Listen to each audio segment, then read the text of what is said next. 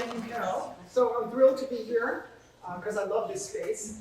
But it does seem initially odd to be talking about tenements at the skyscraper museum. But it's not such a stretch because of this exhibit. Because what this exhibit has in common, why don't we go to the first image? What this has in common with this is that they're both about density. And this is something that Carol is really, really interested in, are issues of density. The difference is that in Hong Kong, the high-rises are modern structures with all the modern amenities. It's high-rise with good plumbing, which was not the case with these buildings, which were extraordinarily dense in their population at the time, but which housed mostly the immigrant poor in them, and with almost no amenities in them.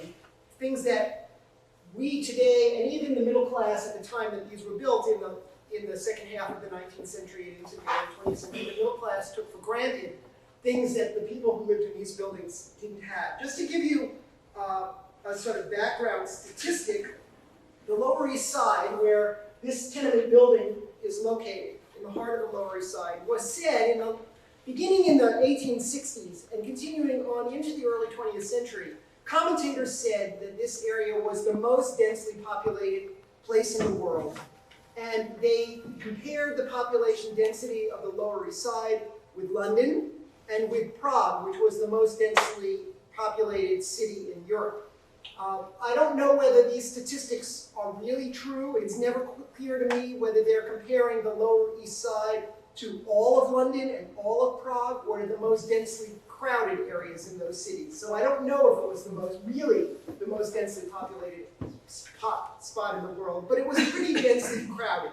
There were, in the 19th century, the city was divided into wards, similar to now we're divided into community wards. But the 97 Orchard Street is in what was known as the 10th Ward. And the 10th Ward was bounded by the Bowery on the west, by Norfolk Street on the east, by Rivington Street on the north, and Division Street on the south. Not a very large area geographically. It had a population in 1903 of 69,944 people, which was about 665 people per acre. The most densely populated block in that ward was block 414, which is the block on which this building sits. And that block, which is 2.04 acres, had a population of 2,223 people, or 1,089 people per acre.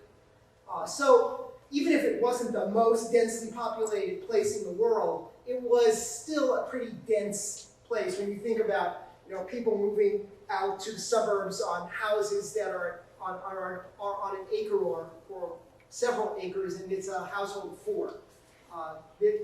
We're talking a pretty dense area. So, how did I come to write a book on this building, Biography of a Tenement House? Sometime in the 1980s, about 1986, I got a phone call from a woman named Ruth Abram, and she had a vision that she wanted to create a museum that reflected the history of most Americans. She said she was tired of going to house museums that reflected the lifestyles of the very wealthy, or were the homes of famous people, and that this really was not how most people trace their ancestry in America. And she wanted to create a museum that was an urban museum that said something about the urban history of a huge number of Americans. So she was looking for a tenement to acquire, and her assistant, Anita Jacobson, had seen a tenement at 97 Orchard Street with a for rent sign on it. And they talked to the owner, and they agreed that they would rent some space in this building. And eventually, of course, they bought the building. And this telephone call was, somebody recommended me. I wasn't teaching full-time at that time. I was doing consulting work, and they called me and said, would you like to write a history of this tenement? Well, I couldn't have been less interested at the time, but when you're a consultant, you don't say no. So I said, okay, I'd come down and talk to them. Well, the day I went down really changed my life. I went into this building. It had been abandoned in 1935. The lower floors, there are 4 stores. They were occupied, and everything above was empty. It had been used for storage, but basically nothing had happened since 1935. And you stood in one of these apartments, and it was so redolent of a past history, and it was such an extraordinarily moving experience to be in one of these apartments, because of course you bring your own history with you here. That I immediately changed my whole idea of what these buildings were about, and this led me to actually look at the city in a very different way, to start looking not at the great monuments of New York, but at the vernacular architecture of New York, about the everyday building types of New York that are generally overlooked and neglected by historians. And in this way, actually, my work has paralleled a lot what Carol has done, who's really looked at the speculative skyscrapers, office buildings of the city, not necessarily the great monuments of skyscraper construction, but the kind of everyday buildings that were put up by speculators out to make money, just like these were built by speculators out to make money. And a lot of the same forces that created skyscrapers also created tenements like this. Tenements are not great works of architecture. They're not monuments of sophisticated design. They were not designed by prominent architects. Their facades do not exhibit exquisite craftsmanship, and they're not ornamented with fine buildings. They're with fine materials. They're just basic buildings. And so to find what's interesting about them, you have to look beyond what one's preconceptions of, oh, well, the only architecture we're looking at was designed by Stanford White or a famous architect. These are buildings that were cheaply built. They used common materials, and they were designed, and I'm going to use that term designed very, very loosely, and we'll get back to why later on. They were mostly designed by immigrant architects. It's not clear whether they were architects in the way we would think of architects today. We don't know how they were trained, whether they were trained at all. You didn't have to be registered to be an architect. They arrived in America and suddenly they were architects. They probably had little training. They probably weren't fluent in English. They started at the absolute lowest rung of the architecture world, and very few of them rose anywhere above that lowest rung. Yet, these people erected hundreds of buildings that housed tens of thousands of people and helped to create the streetscapes that are uniquely New York. So we can't overlook them if you want to understand the city, if you love the city as you walk through it. The fabric of the city was created by these virtually anonymous architects and who created a lot more buildings, a lot more important streetscapes than Stanford White ever created. And they're a way of understanding the city beyond just the buildings, because these tenements and other vernacular building types, apartment buildings, garment lofts, speculative skyscrapers, all of these tell us not only about architecture, but about rich social and cultural histories and economic histories as well, about how New York came to be and why it is what it is today.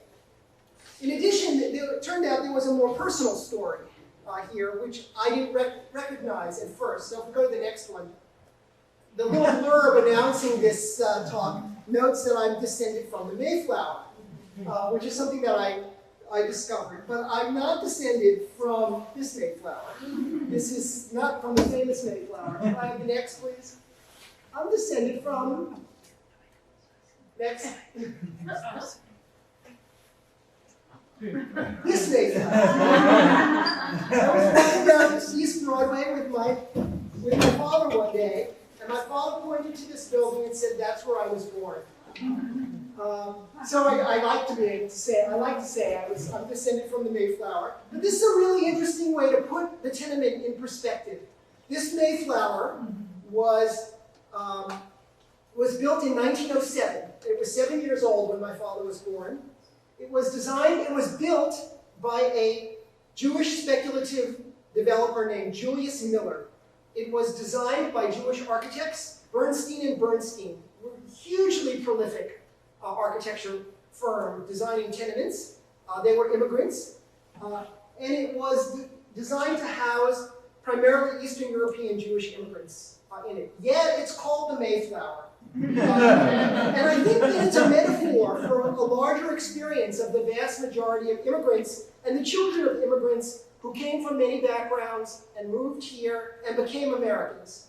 And what I find really interesting is that in 1907, that they chose to call it this, that the owner of this building had this vision of America, that he as an immigrant and the immigrants who were going to be living here were taking their first step to being Americans. And it's easy to look in hindsight at how the immigrants were Americanized, and I'm sure many of you are the children or grandchildren or great-grandchildren of immigrants who went through this Americanization process. But that in 1907, the developer saw this idea, I think is a really interesting way to look at this. Can I have the next, please? We all know about immigration in general, that New York was the great gateway, the golden door, that many immigrants stayed in New York, that New York went through waves of immigrants, beginning especially in the mid-1840s when immigrants from the German-speaking states and from Ireland arrived, and later in the 19th century when New York became a center for Italians and Eastern European Jews, and smaller numbers of Russians and Slavic immigrants, and later Greeks and others arrived here. So everyone's familiar with the kind of general outline of that. Lots of people left as soon as they arrived, but many, many stayed. And hundreds of thousands of poor immigrants moved into tenements, not only on the Lower East Side, the most famous tenement neighborhood, but in Yorkville, in the East 60s, 70s, and 80s, in East Harlem, on the Lower West Side, almost entirely gone now. We forget that Greenwich Village was almost entirely an Italian immigrant neighborhood, including the West Village. So there were many neighborhoods filled with tenements. Conditions were poor, people often struggled, they worked hard, they fought for justice, they raised their families, and they became part of America, and they changed America at the same time. And this is one of the great themes in America. And one of the interesting things is that this theme is written about extensively. There's enormous literature about immigration. There's enormous literature about labor history. But the physical fabric in which this history took place, be it tenements or garment factories, has been pretty much ignored. So the stage on which the immigrant history took place is something that we really don't know much about. Can I have the next?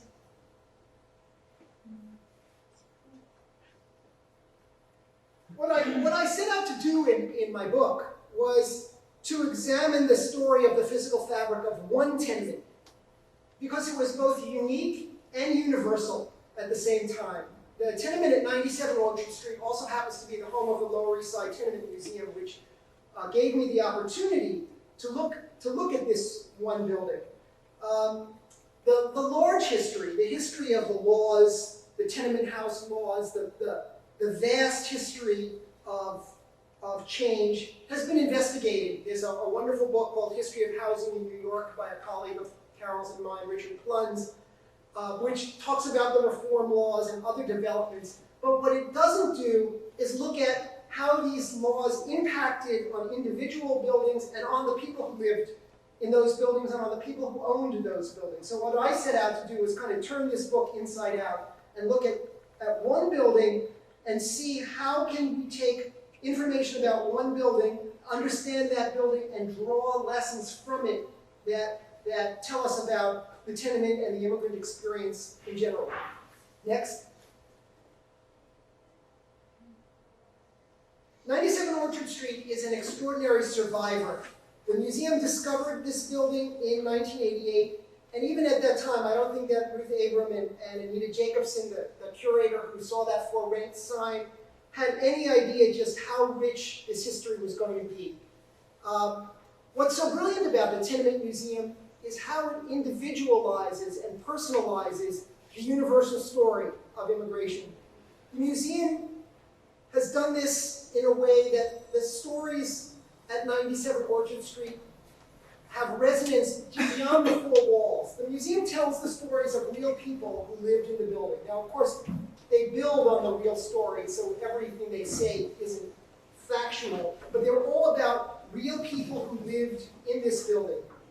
And using a vast array of records, they've been able to piece together the lives of people, including interviews with people who have now died, but were still alive when the museum was founded, like Josephine Baldisi, who remembered distinctly growing up in the building, and also one of the Rogoshevsky children, who also changed their name to Rosenthal, but also remembered the apartment that he grew up in. So that helped a lot. Each one of these people is unique, and each family's experience is unique, yet together they create a piece of the American story. And I think that this is really important, that the American story is these people just as much as it's Thomas Jefferson.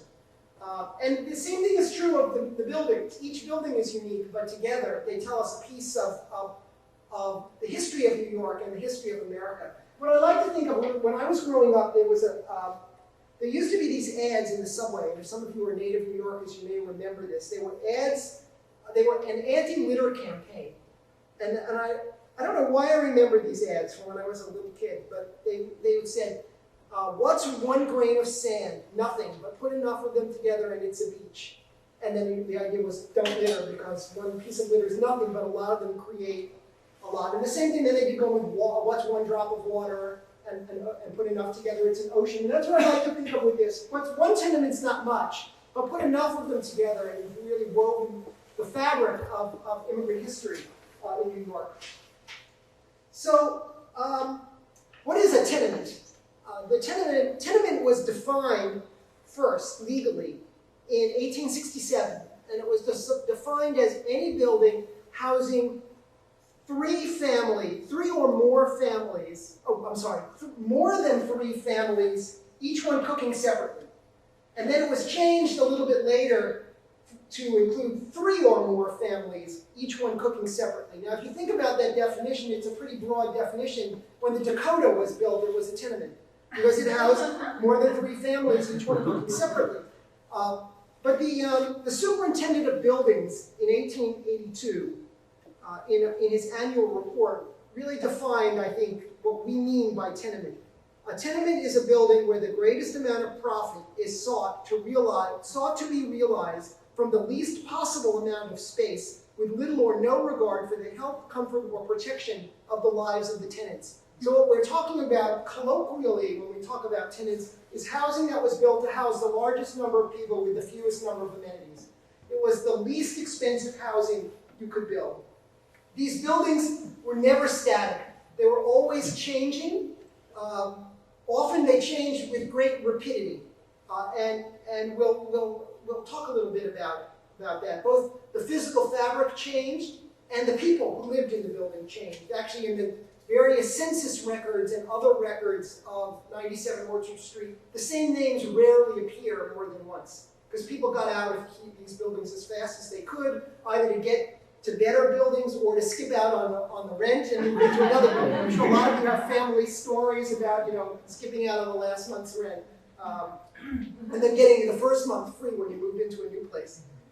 But most importantly, can I have the next, please? Most importantly, the thing to remember is that these are about profit. This is speculative housing. These were built by developers who were out to profit, and if you kept a building like this fully rented, you could make an extraordinary rate of return on your investment, up to 20 or more % a year on your investment, which is a huge return. Since it didn't cost very much to build and you didn't put much money into them, you were just basically collecting the rent. These tenements didn't exist in a vacuum. Their history reflects larger trends in neighborhood development, trends in immigration, as we'll see as different layers of immigrants move in, trends in speculative housing for the poor, trends in housing reform, trends in law, which forced changes to be made, and other trends as well. So what I'd like to briefly do is put the tenement building into an historical context in the history of tenements and of its neighborhood and other tenement neighborhoods and of the city of New York. And I also want to bring up a few issues that I continue to think about since the book was written. As you walk around, kind of next, and here just some examples of the, we'll see this image again, of the reconstructed apartments here of real people. The Rogoshevskys, whom you saw before, who lived in the building in the teens, and Harris Levin, who ran a tenement factory in the building. And that's known because of records from the Factory Commission, who listed tenement factories. And there was Harris Levin at 97 Orchard Street employing four people. Go to the next. We tend to forget that the Lower East Side was not always densely overcrowded. This is a map from 1796, and 97 Orchard Street is about right there, which is an undeveloped area. The dark sections show the developed parts of the city, and this was still open land. There was a grid of streets there already, but it hadn't been built up yet. Go to the next. The Lower East Side was one of the first purely residential neighborhoods to develop in New York. It was close to the commercial core in Lower Manhattan, and so as residents were being forced out of Lower Manhattan, as commerce expanded, they moved north to Tribeca, and they moved northeast into the Lower East Side. And here you can see an image of some older houses, and a few of these early houses still survive. This is on Grand Street between Ludlow and Orchard Streets, and these are probably about 1815, 1820. They've, of course, been heavily altered over the years, but there's one beautiful little early 19th century window lintel that still survives. So this was typical of the housing that was on the Lower East Side originally. Low scale, single family homes for upper middle class people, depending on the scale. These were probably 2.5 stories with a sloping roof originally, and they were for middle class households. Beginning in the 1840s, when you get the waves of immigrants arriving, largely, as I said, from Ireland and the German-speaking states of Central Europe, these houses were aging. Wealthy people were moving uptown to new neighborhoods around Gramercy Park or in Chelsea, for example, and these begin to be converted into multiple dwellings to house these new immigrants. Can I have the next? And here you can see a photograph of old houses that have been converted into tenements. They've been, what I coined a term, that they've been tenementized. And so here's a once really elegant brick house, and then some less elegant wooden houses that are now housing 3, 4, 5, 6 families in each one. These are built on lots that are about 20 feet wide or 25 feet wide. And there was a nice generous size for a single family, but they got a little crowded, of course, when you put multiple families on them. But the owners of these lots had this bright idea sometime probably in the 1850s. Nobody knows when the first custom-built tenement was built. You'll sometimes read different people saying different things, but I think it's something we'll never know. Somebody had the bright idea that, well, this lot, 25 feet wide, there's this old house here, it's housing 5 families. Why don't we tear this down and build a custom-built building that could house 20 families on that lot? So this is the genesis of the tenement, or tenant housing. The tenement comes from the word tenant. Can I have the next? So here you can see on this map, this is a map from 1863, and this is the building that we've been talking about right here at 97 Orchard Street. This is a map that shows you the condition of this block in 1863. All of these, they're actually yellow on the map. All of these are little wooden houses. These were single-family houses that were all wood. And these are the first 3 tenements that were built on this block. Eventually, almost all of these buildings would be torn down and tenements would be placed on them. So these are really early examples of tenements being built. But you'll notice they stretch way back on the lot here, so that you're cramming lots of people into a lot that used to have a pretty generous backyard on it. So density becomes an increasing issue. Almost every inch of the lot was utilized. And in fact, the backyards were utilized too, because this is where the toilets were, back here. And also apparently the water pump was back here when these were built. So this was a social spot where women did laundry in the back, where people used the toilets. We'll get back to that in a minute. There was very little light or air in these buildings. You had 20 families and 2 stores in the building. In 1870, there were about 75 people living in the building. Later, by the early 20th century, there were over 100 people living in the building. Have the next. Oh, wait, leave this for a second. I just should mention, if you've ever been to the Tenement Museum, you will know that the block today basically goes from about here down.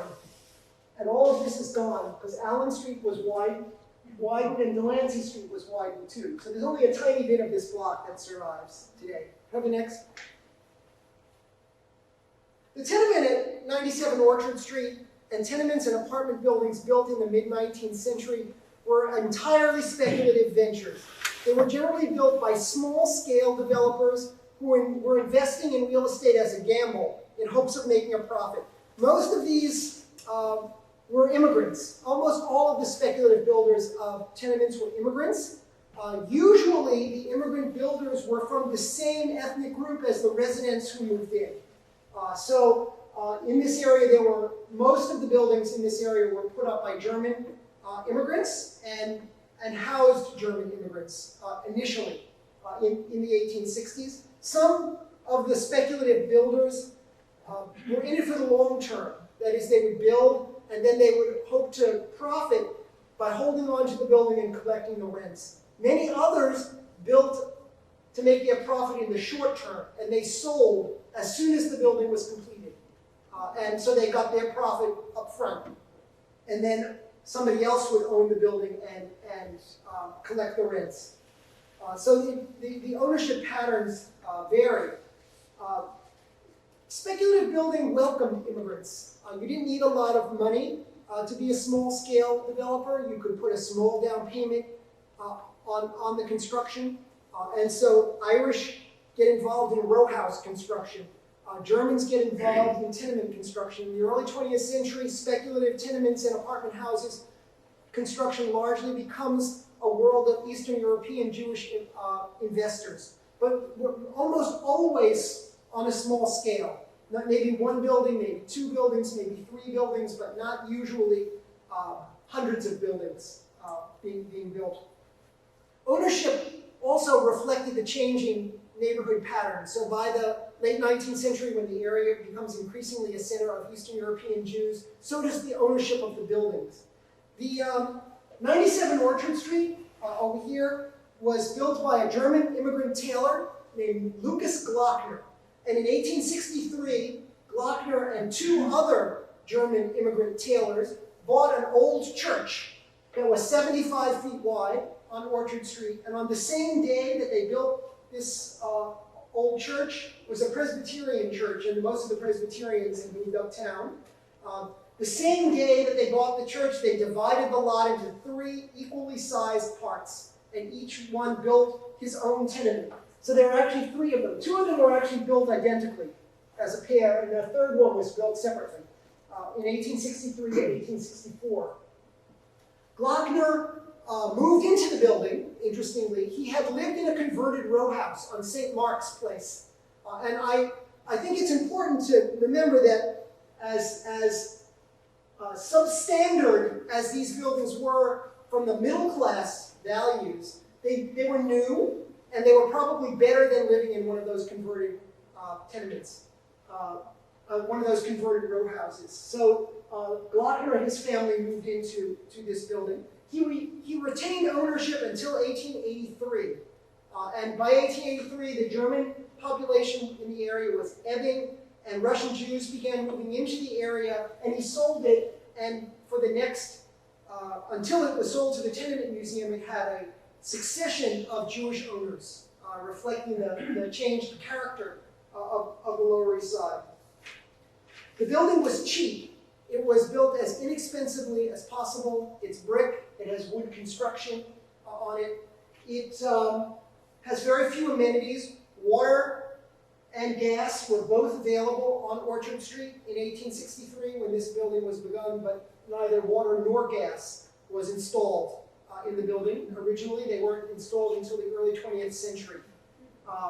They did hook the toilets into the sewer line, and they were toilets that were supposed to be flushed once a day. They were basically outhouses of a type called a school sink that was supposed to be flushed once a day. This was actually not required by law, so that was one advance that Glockner did do, was to hook the building into the sewer line. Can I have the next? In a sense, the building was fashionable. That is, it was designed in the fashion of the day. If I had to put a style name on this building, I would say it was Italianate. And that's evident in the arched windows. It's evident in the cornice that has brackets on it. It's a pretty simple example. Can I have the next? But it's not too outlandish to say that, because here's an Italianate brownstone row house in Brooklyn. And the cornices are pretty much the same. Now, did the unknown architect of this building set out to design a fashionable building? I have trouble believing that. But they needed to have a cornice on the building. In fact, the city there were very few regulations, but one regulation was that the building had to have a metal cornice on it, not a wooden one, because for fire reasons. So you went to a building yard to buy a cornice. And what did you get? Well, this was the fashion, so this is what you got. So it's fashionable because that's what you went out and bought, not because there was any intent to be up to date architecturally. And that's true of a lot of the detail in the building. It was purchased from building yards, and so it is in the style of the day. The building had to respond, cut the next.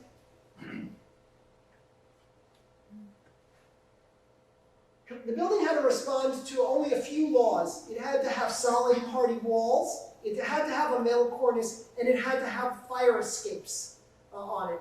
Although there was no way to regulate whether or not owners actually complied with these laws. Glockner actually did comply with the laws. And I know it's very hard to see, but this is the original fire escape on the building. It's no longer there. It wasn't a typical fire escape like we know today that has stairways going down. It was what was called at the time a fire ladder. And basically, it's a ladder that goes right up. And the tenement reformers hated these because in case of fire, if you had 3 babies, how are you going to get down a ladder with them? Or if you were elderly, how are you going to get down a ladder? And so these by the early 20th century, these were banned, these fire ladders. But if they already existed, they were grandfathered in, and you actually can still see them occasionally. And this was in the front, and in the back was something called a fire balcony. And the idea here was you go out onto the fire balcony, and you go over to the building next door and knock on the windows and say, "Hi, there's a fire next door. Can I get in?" And these are still legal. You still see these around, even on new buildings. I don't consider these particularly safe myself, but this is the original fire balcony. It's still there on the back of the building. There is no architect's name associated with this building because it was begun in 1863, and the city didn't begin keeping records until 1865. But I've gone through the records for other tenements in the 10th Ward. I've gone through all the other tenements in the 10th Ward. And all the tenements that were built in the years immediately after 1865 have architects' names associated with them. Almost all of these architects are German immigrants. William Jost, Julius Bogle, Frederick Eberling, really obscure. Even in my household, these are not household names. And so these are these not very well-trained architects that I was talking about. But I think it's important to ask, just what do we mean by an architect? Actually, I think very little. I don't think that these architects did what we expected architects to do today. They signed the plans at the buildings department. But the facades of these buildings all look very similar. They're very basic. They're brick with a little stone or a little trim or some other material on the trim. They have similar metal cornices. Some are fancier than others. It just depended what cornice you wanted to go by. The plans are all the same because there wasn't much flexibility on that 25 by 80 or 90 or 100 foot deep lot if you were going to squeeze in 4 apartments on every floor. The plans are almost always the same. The construction method was the same. It was the traditional way of constructing buildings. So what exactly did the architect do? And actually, the more I look at speculative construction in New York, the more I think that the architects had very little to do with any of this. Kind of the next, this really dawned on me as I was, just to back up, these are fire, this is a little bit more on the fire escapes. They were used for more than escaping fire. Here, it's clearly clean the laundry day, or air the laundry day. This is Orchard Street at Delancey. Some photographer took a whole series of pictures of this corner, and I love this one with all the mattresses out here. And here they're storing everything you can think of. Barrels, baskets, coffee pots. If there's a fire here, you'd have a lot of trouble getting down. This, of course, was all illegal, but it didn't stop anybody from doing it. These 3 tenements all are identical. They all use exactly the same window lintels. You can see this here is the same as this one, as these here. The ones on the upper floor are the same there, and here. These 3 buildings were designed by different architects, but they look exactly the same. And this is when I really realized that these architects really are absolutely, the only thing these architects did was they went to some building yard and purchased this stuff, and they put it together. And that we're not in a world of architects. And I think the same thing is true of cast iron buildings from this period and a lot of the speculative construction especially from the middle decades of the 19th century. The architects' names are completely superfluous. Cut the next. These buildings had 4 apartments per floor, 12 rooms on each floor. There were 20 apartments in the building. Only one room had a window in it. The parlors looked out either on the street or out on the backyard. And then the backyard, there was that narrow yard where the toilets were, and then there would have been another tenement on Allen Street behind it that was built a few years after this one was built. So it didn't get very much light or air. But the kitchen and the inner bedroom had no windows in them, so there was no light or air. There's no gas, there was no water in the building. It's very basic. It's basically 3 rooms. There was a stove in the kitchen. There were also fireplaces. They were rarely used. If you had the stove going, you really didn't need these. The mantle is more a symbol of home, even in a tenement apartment, than it ever was a utilitarian object. And they were closed up very early on because they brought in drafts and you didn't use them, so they just closed them up. There were doors between the rooms, and actually there was a window cut in between the kitchen and the bedroom. So a little bit of air might filter through. But we're talking very, very basic, and maybe about 350 square feet, housing families of 7, 8, 9, 10, 11 families, boarders, several generations. So we're talking about a place that was really packed. And kind of the next. With outhouses in the backyard. There are no pictures of the toilets at 97 Orchard Street. It is known that there were 6 cabins lined up in the yard, but these are typical of what was there. Actually, the major project this summer is reconstruction of the outhouses at the museum. As an exhibit, not as a utility. The building did not remain static. Tastes changed, laws changed, and so did the building. Cut the next. Originally, the rooms were painted with pastel-colored paints, what were called calcimine paints. And if you look up above, up above here, you can see some blue paint. Calcimine paints were used by the wealthy, and they were washed off every year and reapplied. But of course, nobody did that here. And then just over the years, they just got covered over. And then now, because of peeling paint, a lot of the calcimines have become visible. And then later on, you get layers and layers of beige paints, white paints, oil-based paints, and that's what you see on the rest of the paint. So there were cosmetic changes, like different ideas of what paint colors should be. Go to the next.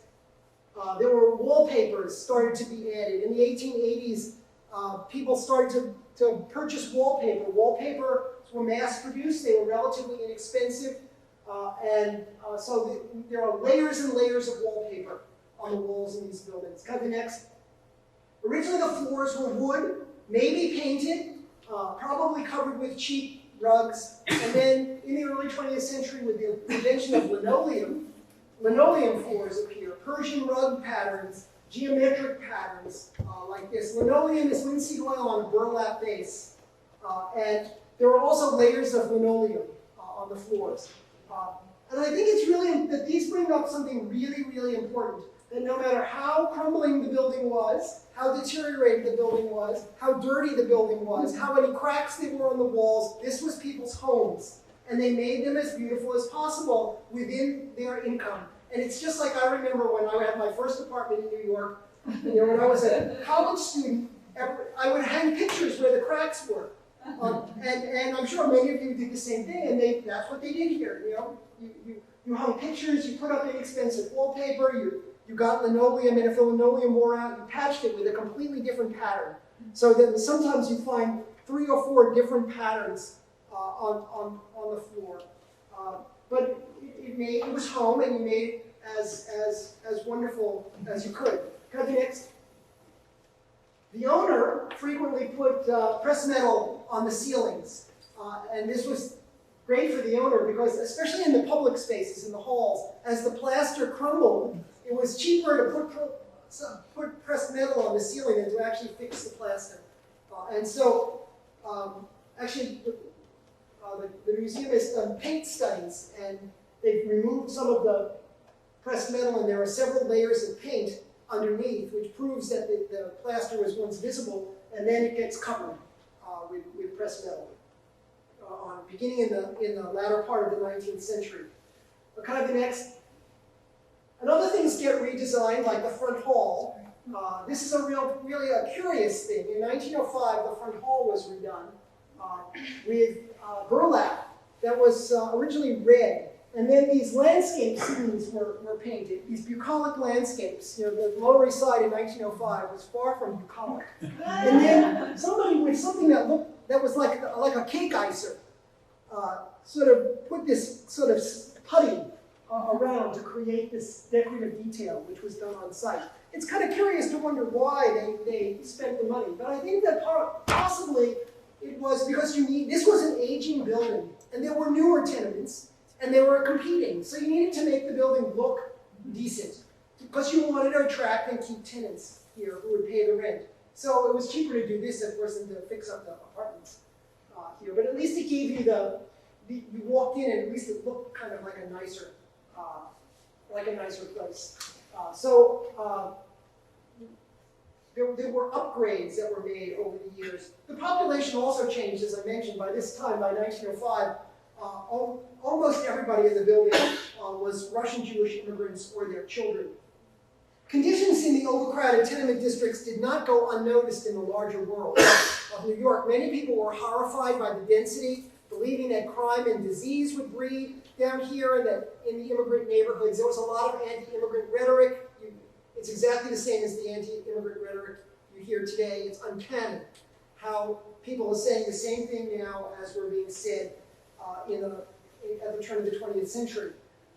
This led to reforms. Some were reforms about light and air. There were reforms leading to new schools and parks. And other reforms are a little bit, we like to think that all reforms had a very positive basis to them, that people demanded, that the middle class demanded reforms in the poor neighborhoods because they cared. But that wasn't always the case. Can I have the next?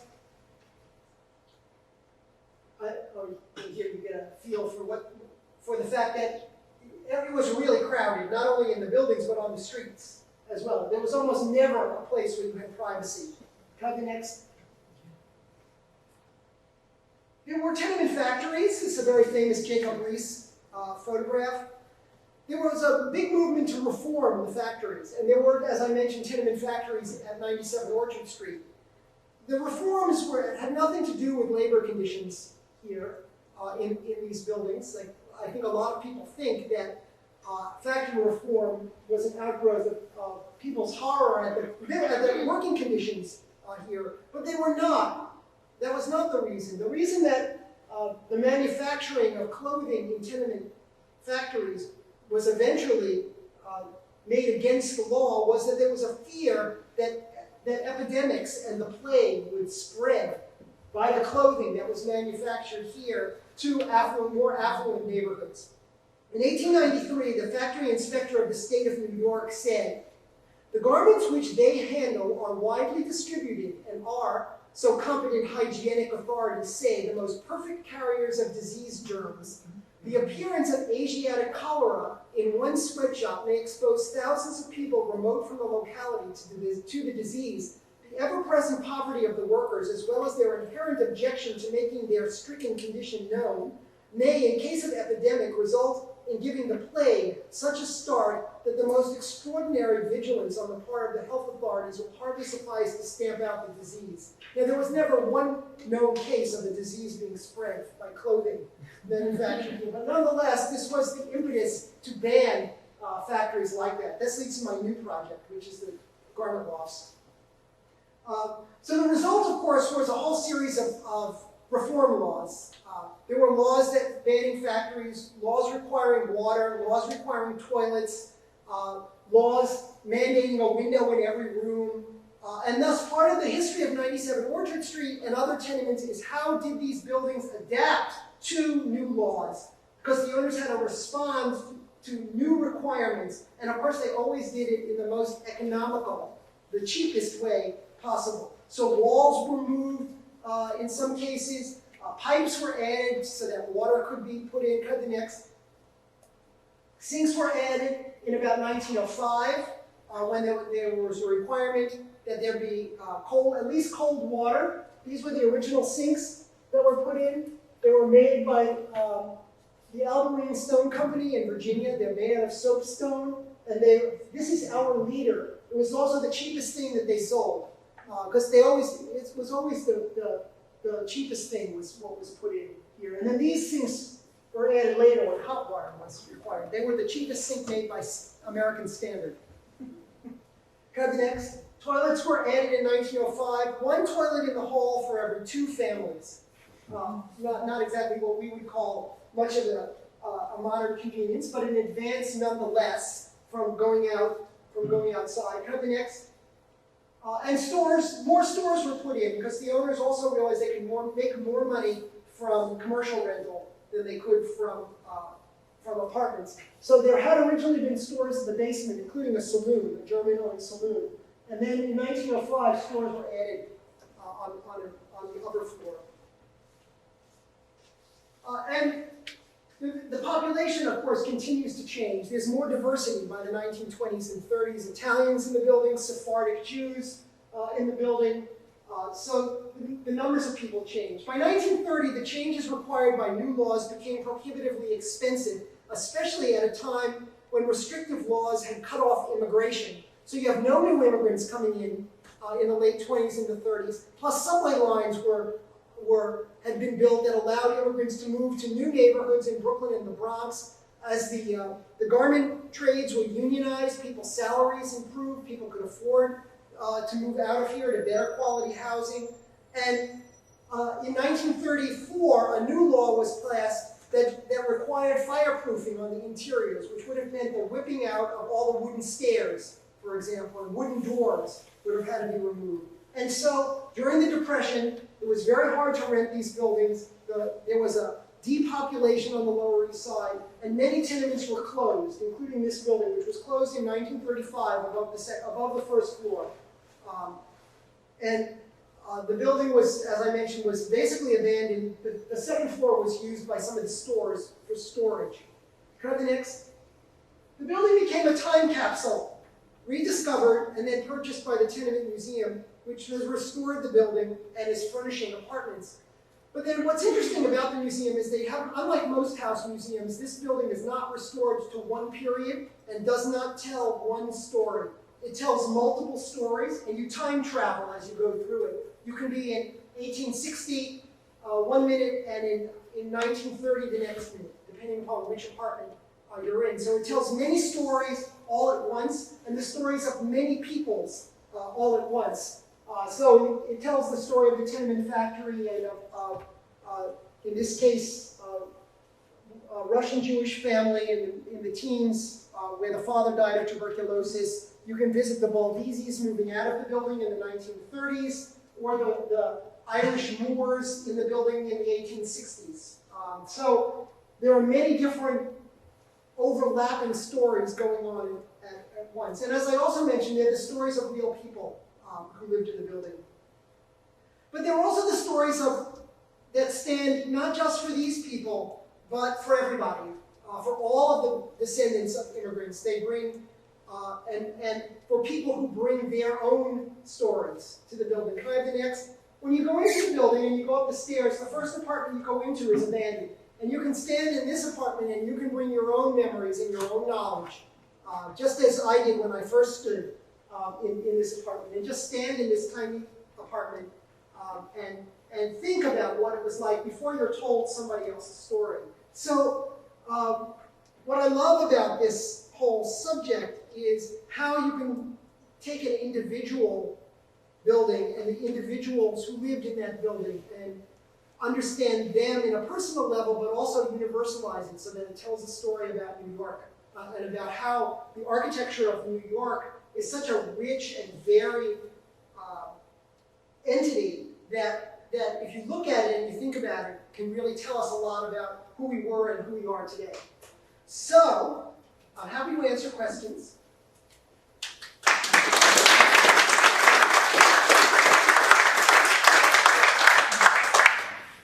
Talk will have a few questions, okay? Question and discussion, and then a small reception. I hope you'll buy a book, but also feel free to look around the exhibition. So, if you don't know, I'm Carol Willis. I'm the founder and director of the Skyscraper Museum, and a colleague of Andrew's, who is not an old friend, but as they say, a friend of long standing for many years, as we have taught together at Columbia, and where he is now the distinguished professor of the James Marston Fitch Chair of Historic Preservation and heads the Department of Historic Preservation at Columbia's Graduate School of Architecture, Planning, and Preservation. But anyway, he and I go way back and have enjoyed going around the city on many a walking tour and Society of Architectural Historians junket and all around the city and the country, and anybody who's ever walked around the city with Andrew knows that he is the expert on the architecture of the city of New York, and an incredibly sensitive and enlightened urban historian who can integrate all of the fields of architecture, which is his principal area of study, but of social history and urban history and American history, and all of the different aspects that are drawn together in this book and other books that this book is our subject tonight, which is Biography of the Tenement House Museum here in New York. Andrew's been the historian there, so a consulting historian for a number of years, helped write the historic district report, the landmarks, and the National Register, I guess, report. So he really traced sort of on the ground the evolution of that project. And have you been to the Tenement House Museum or not? Some of you ever? If you haven't, you definitely have to go to 90 Orchard Street. You have to read the book first and then go on a guided tour with an interpreter, because that's the way that you visit this house museum. And so he has really shepherded the project through, along with the former director now, Ruth Abrams, in a long-standing effort, which is really one of the great glories of New York, because along with the skyscraper, the tenement house really described the two building types which are most characteristic of New York City. So in that way, we've been colleagues for a very long time, and we love cities in the same way, and we love New York in the same way. So, I strongly recommend the book to you as a read, and I'm glad you're here tonight to get a sampling of a take on architecture, which is quite different than sort of old-fashioned traditional architecture historians have had. One that really looks at the embedded urban history and all of the social strata and the connections that exist in this important social aspect of New York. And I'll mention another area which she's been working on that is equally integrated with the social history as in the garment district, and we are hoping that you will be able to do an exhibition on the garment district and that sort of high-rise development, architectural development, and social development in a future museum here, in a future exhibit here at the museum. So is that enough to say? Oh, and this is our next, starting this month, as you can see, May 19th, with a nod to Chicago 1890, with Joanne Merwood Salisbury's new book on sort of focuses on the Masonic Temple, but in the context of Chicago.